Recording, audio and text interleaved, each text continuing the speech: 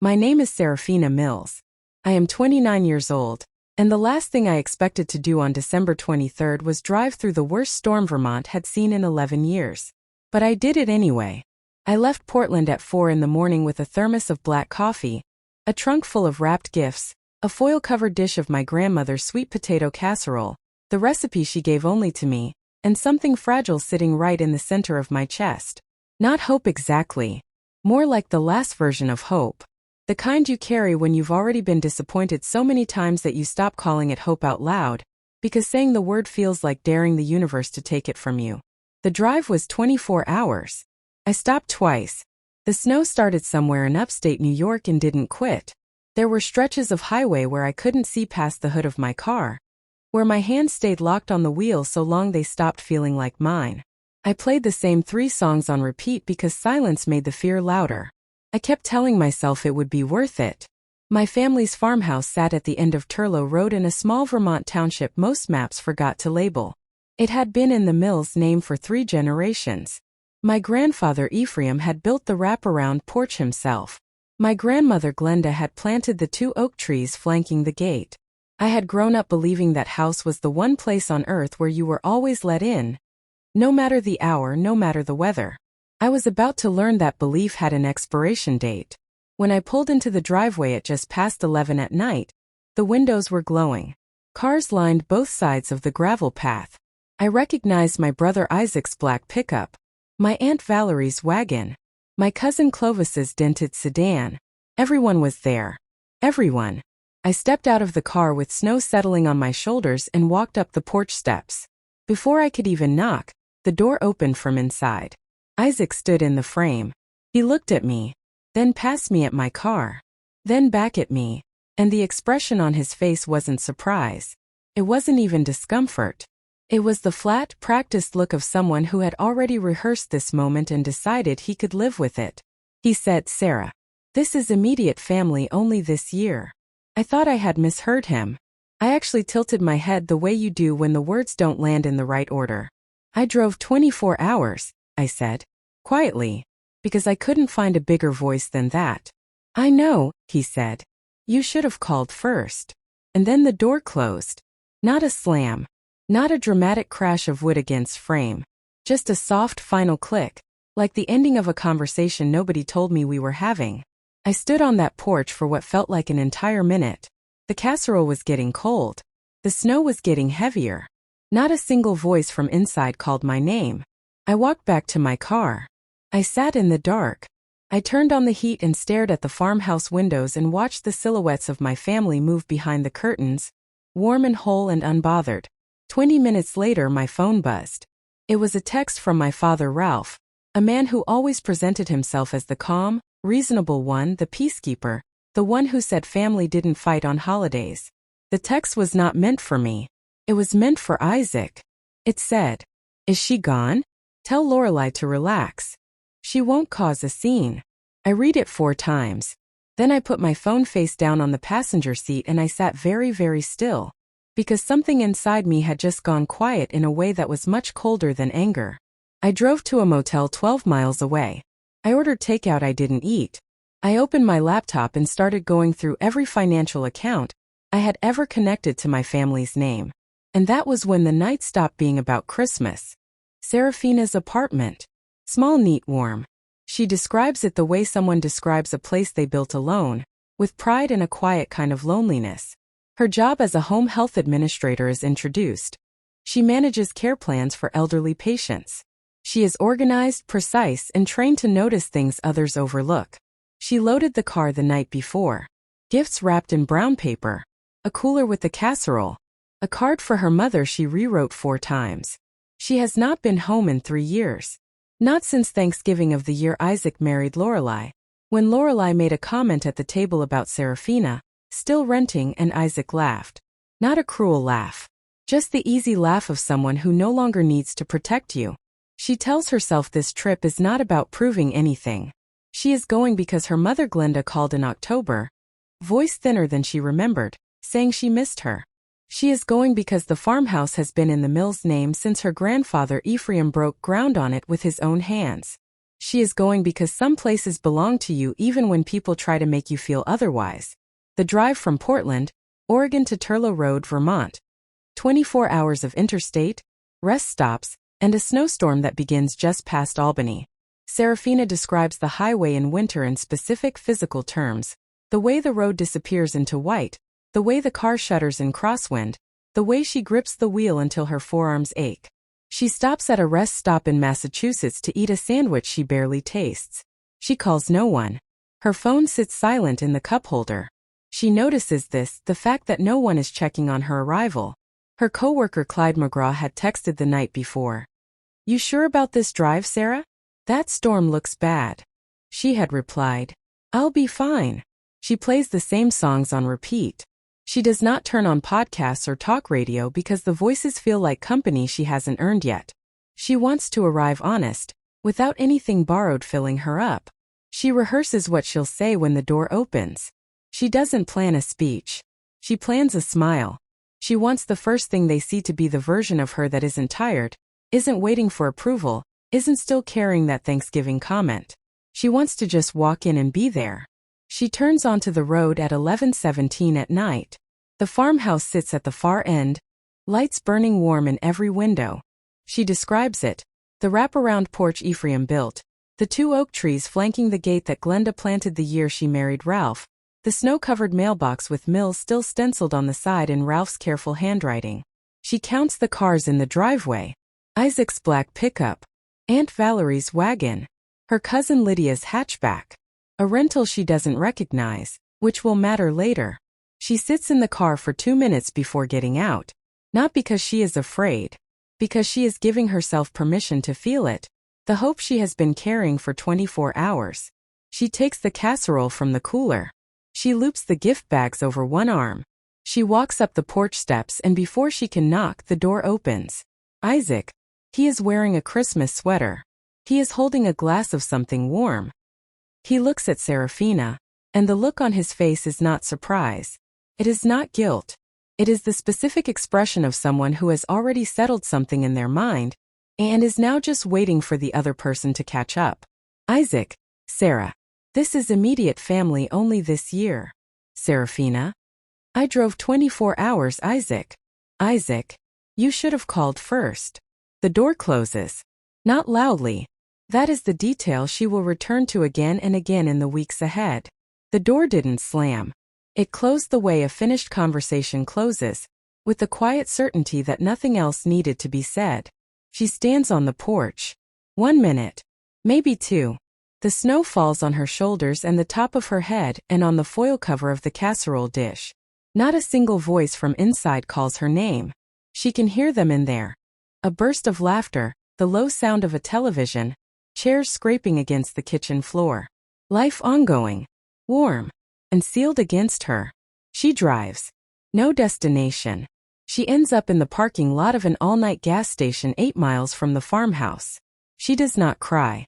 She turns the heater on and stares at the dashboard and tries to locate the feeling inside her, whether it is sadness or anger, or something older and quieter than both. Her phone buzzes. She picks it up. The text is from Ralph. It reads, "Is she gone? Tell Lorelai to relax. She won't cause a scene." He knew. He was there the whole time and he knew it was me and he didn't come to the door. She reads it 4 more times. She puts the phone face down. She stares at the gas station sign until the letters blur. Her father had always been the reasonable one, the even-tempered one, the one who said family doesn't fight on holidays. She had believed that version of him for 29 years. She understands now that some people don't keep the peace. They just protect whoever is breaking it. She books the nearest motel on her phone. She drives there in silence. She carries the casserole inside and puts it in the motel room's mini fridge, because she doesn't know what else to do with it. She opens her laptop. She does not know yet what she is looking for. But she is a home health administrator. She reads documents for a living. She notices patterns. And something about the night, about the rental car she didn't recognize, about the way Lorelai's name sat in her mind like an unanswered question, makes her start pulling at threads. Christmas Eve, nearly midnight. Serafina sits on the motel bed in her coat because she hasn't bothered taking it off. The laptop is open. She starts where she always starts when something feels wrong at work, with her email. 6 weeks earlier, she'd received a bank notification she almost deleted. It referenced an equity release application tied to a Vermont property address. The address, Turlow Road. She had marked it as spam. She finds it now. Her name is listed. Not as an interested party. Not as a family member. As a co-applicant and income guarantor. Her legal name. Her employment information. Her estimated annual income, correct to within $100 of what she actually earns. She reads it 3 times. She gets up. She drinks the last of the cold coffee from her thermos. She sits back down and reads it again. She knows what this document means. In her line of work, healthcare administration, care plans, elder financial protection, she has seen this before. Not in her own family. In the families of her patients. The quiet paperwork. The names added without a call. The assumption that someone will not check. She opens a Vermont Public Records portal. She searches Turlow Road. The farmhouse comes up. Ownership listed under Ralph and Glenda Mills as expected. But attached to the property record is a pending lien inquiry filed 8 weeks ago. And beside it, the name of a requesting entity. Finch and Hollow LLC. She searches Finch and Hollow LLC. Registered 6 weeks prior. Registered agent. Lorelei Finch Mills. Address. A Burlington residence Serafina recognizes as Isaac and Lorelei's home. The LLC's listed purpose. Property management and rental services. Assets under management. 1 Vermont Farmhouse, Turlow Road. They weren't helping my parents manage the farm. They were moving the farm into their own name. She sits very still for a moment. Outside, the snow is still falling.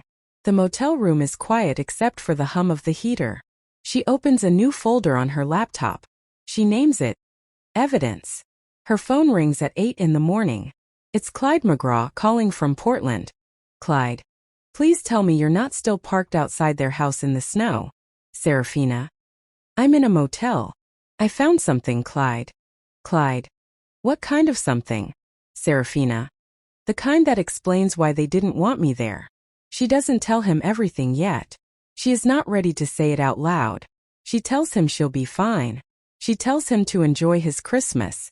She hangs up and goes back to her laptop. She finds the number for the Vermont bank handling the equity application. It is Christmas morning. She doesn't expect anyone to answer. But a duty representative picks up. Serafina. I'm calling about an equity application tied to a Turlow Road property in Vermont. My name appears on the application as a guarantor. I need to understand what documents carry my authorization. Representative, pause. Can you give me your legal name? Serafina gives it. Representative, longer pause. The application is currently in review. There is a co-applicant signature on file. Serafina. I have never signed anything for this property. I'd like that reviewed. The representative says she will flag the account and have someone from the compliance team reach out after the holiday. She uses the phrase pending review. Serafina recognizes that phrase. In her field, pending review means someone already noticed something wasn't right. Late Christmas afternoon. Serafina has not left the room. She orders food that arrives lukewarm. She eats half of it. She opens the mini fridge and looks at the casserole her grandmother's recipe made. The one she drove 24 hours to bring to a table that closed its door on her. She takes it out. She eats some of it cold, standing at the window watching the parking lot. She thinks about her grandmother Glenda. Not her mother Glenda, but her grandmother who had the same name, who gave her the recipe the summer she turned 15 and said, "You give food to people who receive it like a gift, not people who receive it like a given." She had not understood that as a teenager. She understands it now. By the time the sun goes down on Christmas Day, Serafina has 4 documents downloaded, 8 emails flagged, and a legal pad filled with dates and names and questions written in her neat, small handwriting. She doesn't have all the answers, but she has enough of the shape of it to know she is not dealing with a family misunderstanding. Serafina has returned to her apartment. She has not called her family. She has not sent a message to the group chat. She has responded to exactly one text, from cousin Lydia, who wrote, "I heard you came home. I'm sorry, Sarah." Serafina writes back, "It's okay. I'll explain later. She is at her kitchen table with printed documents when her phone rings from a number she doesn't recognize. Vermont area code. She answers. Glenda, low, careful, Sarah. It's your mother. I'm calling from Pearl's phone. I didn't want Isaac to see. Serafina, quiet, hi, Mom. Glenda. I didn't know you were there. On Christmas Eve. I didn't know it was you at the door. Serafina says nothing for a moment. Glenda. Isaac told me it was a package delivery. Lorelai said not to come down. Glenda describes the scene from inside the house. She had been upstairs. She heard the knock. She started to come down and Lorelai appeared at the bottom of the stairs and said it was nothing. A delivery person. Isaac came back into the kitchen and poured himself a drink and didn't mention it again. Ralph sat in his chair by the fire and kept his eyes on the television. Serafina does the math. Her father's text. Is she gone? Tell Lorelai to relax. Means Ralph knew. He knew it was his daughter on the porch and he stayed in his chair. He didn't go to the door. He didn't call her name. He chose the fire and the quiet over the 24-hour drive she had made to reach him. She does not say any of this to Glenda yet. Glenda's voice goes quieter. Glenda. There's something else. Isaac and Lorelai have been coming by most weekends. They said they wanted to help with the farm. They said your father and I were getting too old to manage it alone. Serafina. What did they have you sign, Mom? Glenda paused. They said it was a tax arrangement. They kept saying everyone had agreed. That you had reviewed everything. Serafina presses her palm flat on the table. Serafina. I never reviewed anything. No one called me. No one sent me a document. Glenda quietly, I know that now. Glenda explains she is calling from her neighbor Pearl Haskins's phone because she doesn't trust the calls from the main house line anymore. Isaac and Lorelai have been coming over unannounced since the holiday, and she has been careful.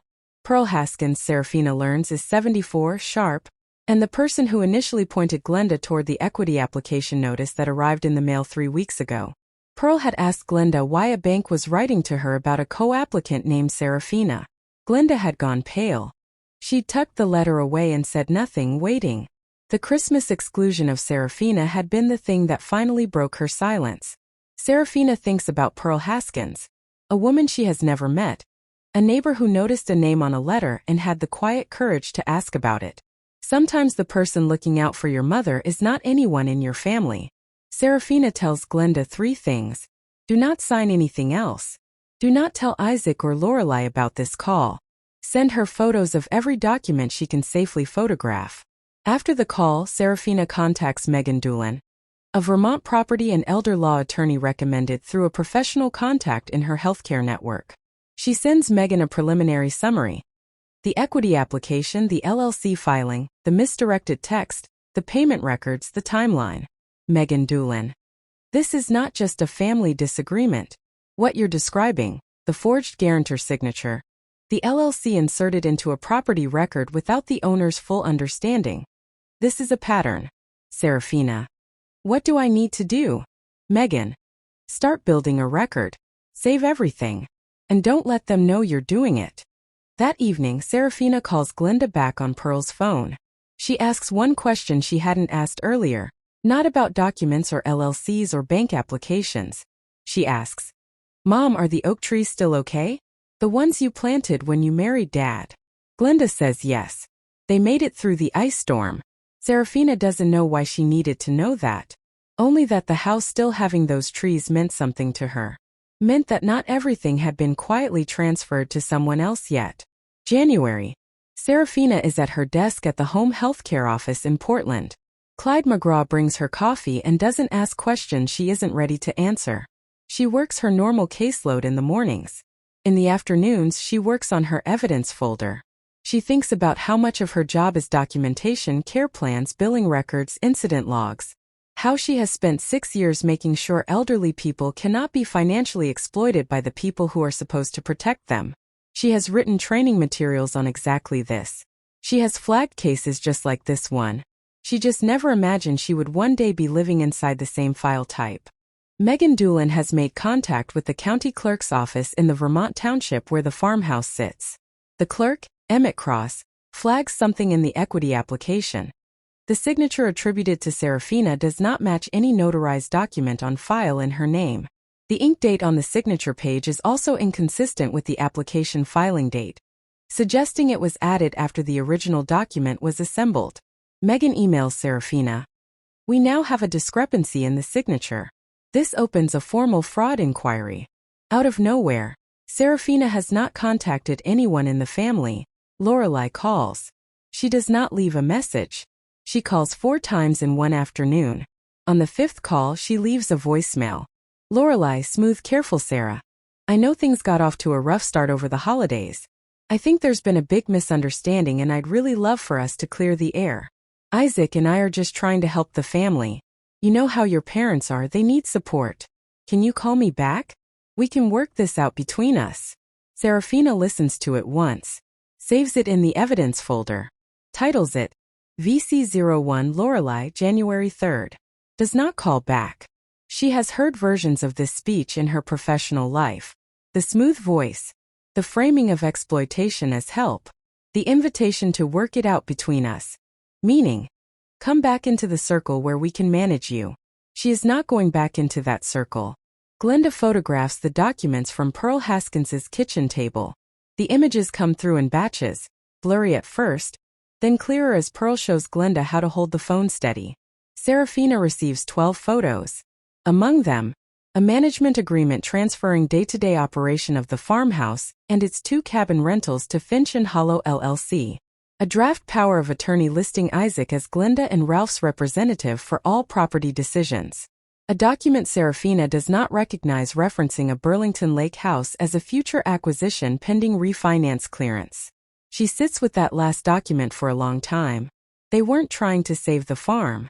They were using the farm as the first step toward buying something else. Borrow against 3 generations of Mills land. Fund a lake house. Leave Glenda and Ralph holding whatever went wrong. And use Serafina's name to make the numbers work. Megan recommends an independent property trustee, Rufus Bonner, a retired county assessor with a reputation for fairness and an encyclopedic knowledge of Vermont property law. Serafina contacts him. He agrees to review the documents and serve as an objective third party should a hearing be required. Rufus Bonner. You understand that once this moves to a formal proceeding, it becomes public record? Serafina. Yes, Rufus. And you're prepared for that? Serafina. I'm prepared for the alternative, which is that my mother loses her home and never understands why. Cousin Lydia calls. She was at the Christmas gathering. She has been carrying something since the holiday. Discomfort, guilt, a growing suspicion. Lydia. I didn't know they had turned you away until after. I thought you just hadn't come. Serafina. They told you I hadn't come? Lydia. Lorelai said you'd called to say the drive was too much. I believed her. Lydia also mentioned something she noticed that night. Harlan Voss was there. A man she'd seen at the farmhouse twice before, always with a briefcase, always in conversation with Isaac away from the others. She'd assumed he was an accountant or contractor. Serafina writes the name down, Harlan Voss. Late January. The sky over Vermont is clear blue. No storm. Serafina packs nothing sentimental. Printed documents. Her phone. Megan Doolan's number on speed dial. A recorder running before she steps out of the car. She thinks about the last drive, 24 hours snow hope. This drive is 7 hours clear roads clarity. She is not going to ask for an explanation. She already has one. She is going to give her mother a chance to see it in writing, in the same room as the people responsible. She parks at the end of the driveway. She sits for exactly 1 minute. Not from hesitation, from habit. She has learned in 6 years of difficult conversations with families that 1 quiet minute before you walk in is worth 20 minutes of composure once you're inside. She walks to the door. She knocks once. Isaac forcing a smile. Well, look who finally came around. Serafina. I need to talk to Mom. Isaac. She's resting. Serafina. Then she can tell me that herself. Lorelai appears from the hallway. Ralph is in the living room, recliner, television muted. He sees Serafina and looks at the carpet. Glenda is on the couch with a blanket. When she sees Serafina, her face does something complicated. Relief and shame arriving at the same time. Serafina sits across from her. She places the printed documents on the coffee table. She keeps her voice gentle because this part is for her mother. Serafina. Mom, did you know these documents transfer management control of the farmhouse to a company registered to Lorelei? Glenda, looking at the papers. No. They said it was for the taxes. Serafina. Did you know that company's address is Isaac and Lorelei's house in Burlington? Glenda, face changing. No. Isaac steps forward. Isaac. This is ridiculous. You're reading things that aren't there. Lorelei, cutting in. We were helping. Someone had to take responsibility, while you were in Portland pretending the family didn't exist. Serafina, turning to look at her. Even I came home on Christmas Eve. You told my brother to keep the door closed. Ralph. Serafina. Maybe this isn't the time. Serafina. When would the time be, Dad? Before or after my name showed up on a loan application I never signed? His mouth opens. Closes. It is Lorelei who breaks. Not dramatically. Not with raised voice or thrown objects. She breaks the way people with polished surfaces break. By saying the small, ugly truth they've kept clean for too long. Lorelei. You want the truth? You were never the one everyone was waiting for. You were the number we called when something needed paying for. You like being useful. So we let you be useful. Serafina, quietly say that again. Lorelei. I said you were. Serafina. I heard you. She picks up her phone from the coffee table. The red recording light has been running since she walked in. She had said clearly upon entering, I want you to know I'm recording this conversation for my own records. They had been too confident to care. She stops the recording. She stands. Serafina. Good. Then from today the account is closed. Permanently. She collects her papers. She looks at each of them, Isaac, Lorelei, her father, for one brief moment each. She does not look at them with anger. She looks at them the way you look at something you have finally set down after carrying it for too long. She walks out through the same door that closed on her on Christmas Eve. This time she is not leaving empty-handed. Monday, 8:15 a.m. Serafina's Motel Desk, Vermont. She emails Megan Doolin the full recording with a transcript summary. She sends a formal dispute letter to the Vermont bank, referencing her professional identification, her employment records, and a clear statement that voluntary payment of family expenses does not equal authorized financial guarantorship. She requests a formal fraud review and asks that no transaction connected to the Turlow Road property proceed until all signatures are independently verified. Megan files for an emergency hearing the following morning. The basis: suspected elder financial exploitation, forged guarantor signature, and an LLC inserted into property records without full owner comprehension. Serafina contacts the cabin insurance carrier. 2 rental cabins on the Turlow Road property have been insured under a policy with her family's account. She notifies them that ownership and payment authorization are under legal dispute. She asks them to contact the property owners directly for billing verification. She contacts the lender attached to Finch and Hollow LLC's operating account. She submits documentation showing that the LLC's filed assets include property not under Lorelei's ownership. She is methodical about the order. Insurance first, because without insurance confirmation, the cabin rental income Lorelei had been counting on evaporates. Lender second, because the lake house in Burlington, which required the farmhouse equity as collateral, cannot move forward without a clean title. By Wednesday the phones start. Isaac, 4 calls in one morning. Lorelei, 3 calls from a block number. Ralph, 1 voicemail. Serafina, I think this has gone far enough. Isaac made some mistakes, but he doesn't deserve to lose everything. Call me back. Please. She saves it. Labels it. VM04 January. He had stayed in his chair on Christmas Eve. He had sent a text celebrating her absence. And now he was calling to ask her not to let his son face consequences. She had loved her father in a particular, careful way her whole life, aware that his fairness had limits but choosing not to look directly at those limits. She was done not looking. Lorelei sends a message to the extended family group chat. It is long and carefully worded, describing Serafina as unstable, bitter, punishing the whole family for a misunderstanding at Christmas. She invokes sympathy for Glenda and Ralph, presenting herself as their protector. She forgets that cousin Lydia is still in the chat. Lydia. Wait. Is this about the farm paperwork Aunt Glenda said she didn't understand? Why is a Burlington LLC registered to Lorelei in the property records for the farmhouse? The chat goes silent. Then someone else. Harlan Voss was at Christmas. Isn't he a real estate broker? Lorelei does not respond to the chat again. That evening Lorelei leaves a voicemail. The careful smoothness is gone. Serafina. Please.